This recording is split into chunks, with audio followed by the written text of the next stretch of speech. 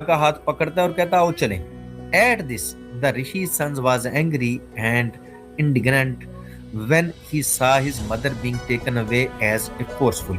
वो महिला जाना भी नहीं चाहती थी, लेकिन वो ब्राह्मण उसको खींच रहा था और एट द एंड उसको उसके साथ जाना पड़ रहा था।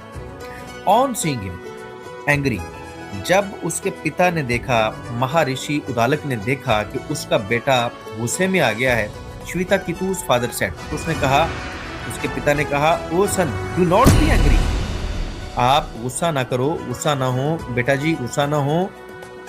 This is the eternal practice, ये सनातन की प्रैक्टिस है कि महिलाओं को इस तरह लेके जाया जाता है। Women of all varnas are uncovered on earth, और जमीन पर तमाम वर्णों की महिलाएं बेपर्दा होती हैं। यही इटर्नल लॉ है, यही इटर्नल प्रैक्टिस है प्यारे बेटे, गुस्सा करने की जरूरत नहीं है।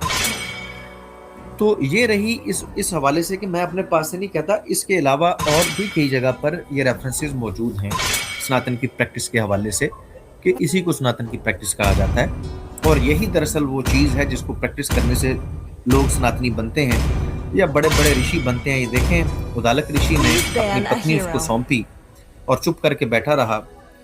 तो देखें, आजकल के ज़माने में अगर एक शख्स बैठा हुआ है और उसकी पत्नी को कोई इस तरह लेके जाए और वो बैठा रहे खामोशी से, तो उसको बेगैरत कहा जाता है। लेकिन एंशियंट टाइम्स के अंदर ऐसे लोगों को महर्षि कहा जाता था जो अपनी पत्नियों को उनके सामने अगर कोई उठा के लेके जा रहा है और वो ले जाने दे तो फिर जाके वो महर्षि बनते थे सनातन धर्म के अंदर। और ये हवाला आपके सामने है। अलबत्ता आज के म्यार दुनिया ने, जाहिर बात है कि सीख लिया कि ये तो बेशर्मी है, इसको ऐसे बंदे को बेशर्म कहा जाता है जो रिस्पॉन्स भी ना करे। तो यहाँ पर आप देख सकते हैं कि एक महर्षि कह रहा है, बेटे को भी कह रहा है, गुस्से वाली कौन सी बात है, आपने गुस्सा नहीं करना, यही तो सनातन की प्रैक्टिस है, इसको होने दो, गुस्से वाली बात नहीं है।